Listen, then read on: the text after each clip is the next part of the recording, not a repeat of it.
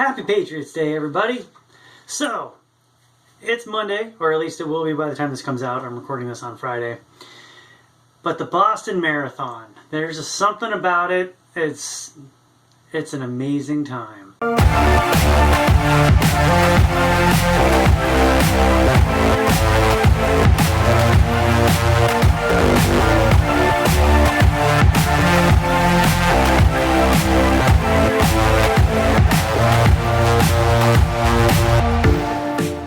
The Boston Marathon, there's nothing like it in the world. It's a really, really cool experience, for me anyway, and it is for a lot of people who go.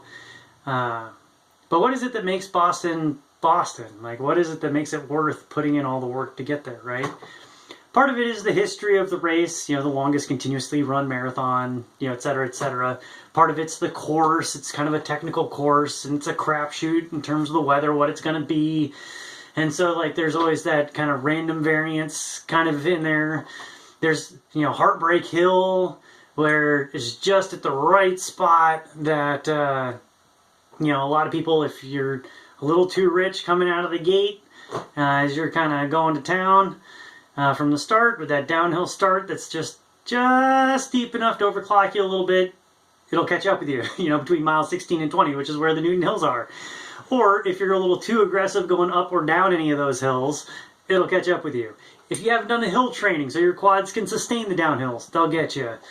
There's the Wesley Scream Tunnel, right, where all the girls from Wesley come out and scream and yell and you can hear them a mile away. There's the whole course is just really, really cool, right? The energy of the course is insane. Not just the positive energy that's in the field of runners, even when the weather's really crummy, like it was in 2018, when it was like, 30 degrees, 30 mile an hour headwinds, torrential rain, it was cold. But the vast majority of people were still in a good mood.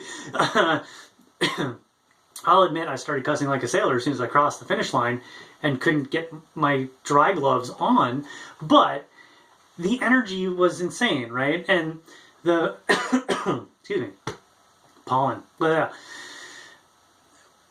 the energy is insane in Boston, whether you're a runner or just the crowd energy, because it's a 26-mile finishing shoot, which also makes it kind of a unique kind of race, right?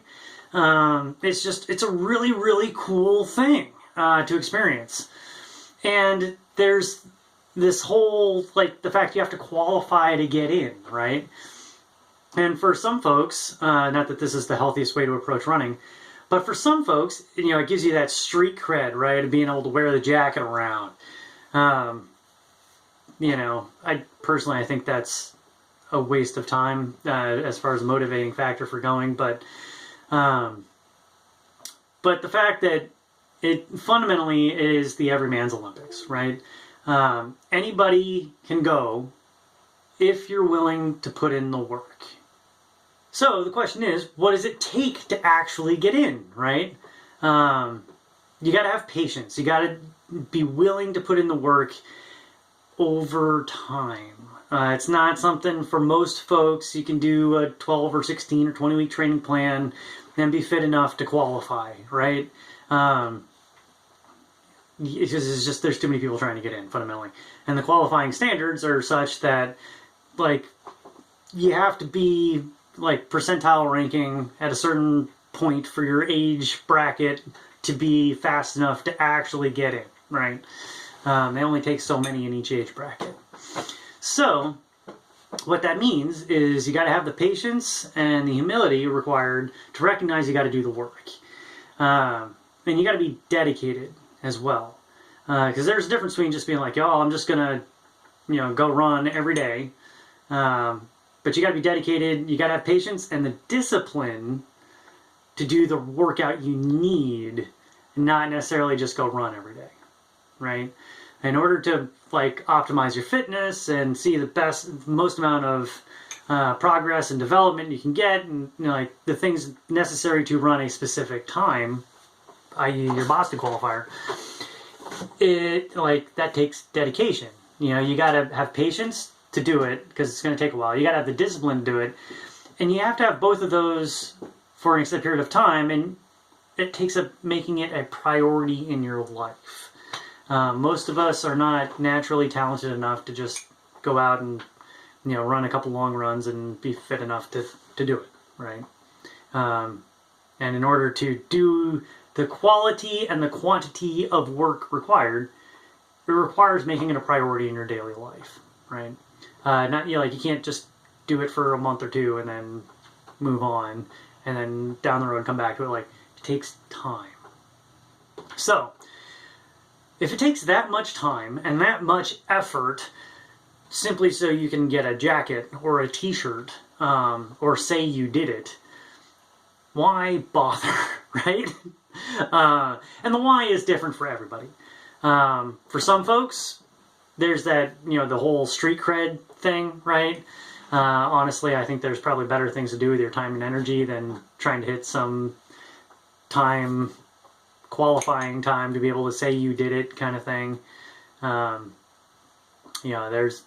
There's a couple of people out there that like being able to put it on the resume or whatever, sure, but in the grand scheme of things, most of us that are working that hard just to qualify are not needing that credibility for anything really necessary, right? For some folks, being able to race a competitive field is a motivating factor. Being able to get in and like race a bunch of people that are competitively fit is a unique experience and something they want to be able to do. Now, truthfully, most of the folks who are fast enough that you would need to go to a place like Boston to find a competitive field to race against, like they're competitive and want to race, and they're probably not necessarily the target audience for this video, right? But I have met some folks, like post-collegiate athletes, folks wrapping up their collegiate career or whatever, wanting to step up to the marathon and like, yeah, I want to race the marathon. I want to race at Boston. I think it'd be cool. It is one of the places where there will be enough people to actually race, even if you're not an elite athlete, right? But you still like to race. You're competitive. Because your bib number is essentially like your seated place, right? And so you can race your bib number and essentially race the field and see how it comes out, right? And it's a good course for doing that because it requires technical skill. It requires not just the fitness, but being able to execute a race plan effectively, being able to run up hills and down hills effectively, learning how to navigate a crowd effectively.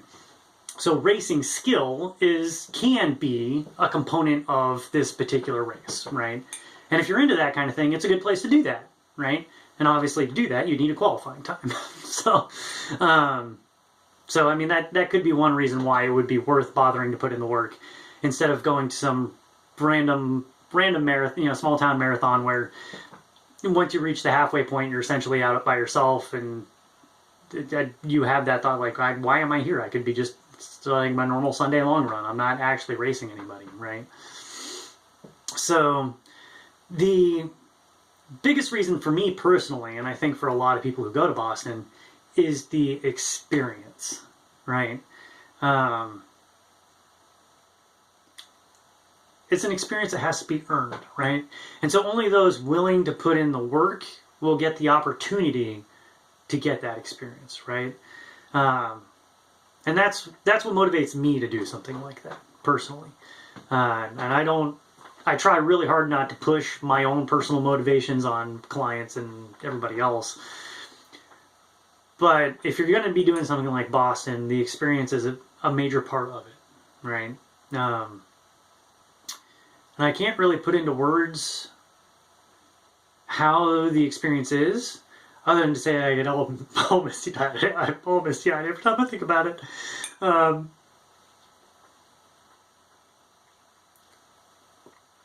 not really a wordsmith, right?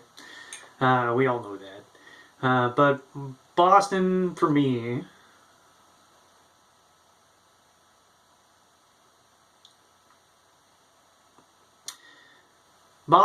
is right up there with getting married, which granted was in...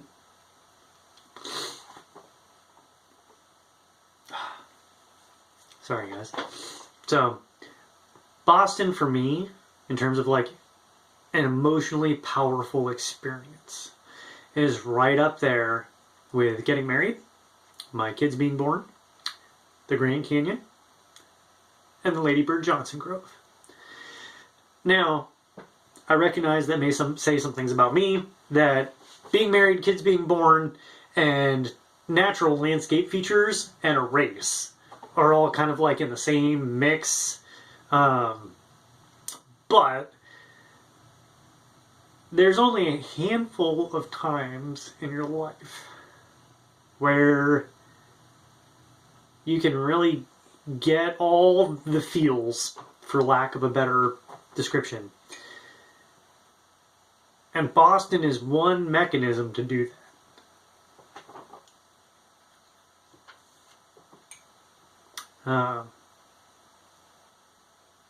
It is a mechanism to allow you to get in touch with all of those interpersonal feelings and emotions. Again, I wish I was a better wordsmith for this. But fundamentally, everybody deserves to have an experience like that. And Boston is one of those experiences, one of those things that will allow you to have an experience like that.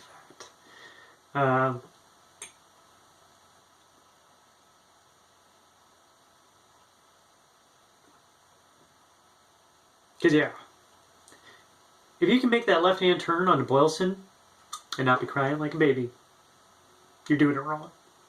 So,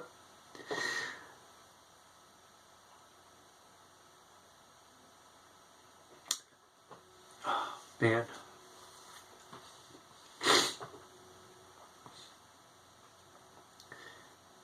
Now, I'm not saying everybody needs to race Boston, right?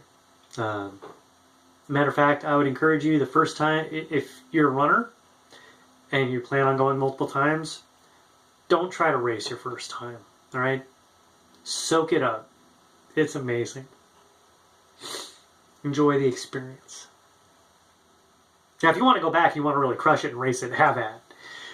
First time going, go for the experience. And it can be a very powerful experience if you let it. If you're not someone who wants to run at Boston, you're not, someone who wants to race there, go and be a spectator. Go and volunteer. Be a part of Marathon Monday in Boston. It is a really cool experience, even for spectators. It allows you to kind of get in touch with that energy. Like very few other things in life can. So is Boston on your bucket list? I'm not saying it has to be, but it's something you should definitely think about. It's a really, really unique experience, and I think everyone should have experiences like that in their life, even if it's not Boston. But if going is on your bucket list, get in touch, and I will help you get there, because I want everybody to have those kinds of experiences in their life. And even if Boston running isn't your thing, go at least once, make the pilgrimage, experience it. Because I promise you, you'll never forget it.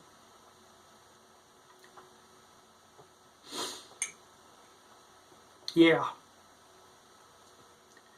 Just thinking about it, it makes me tear up. Anyway, happy Patriots Day.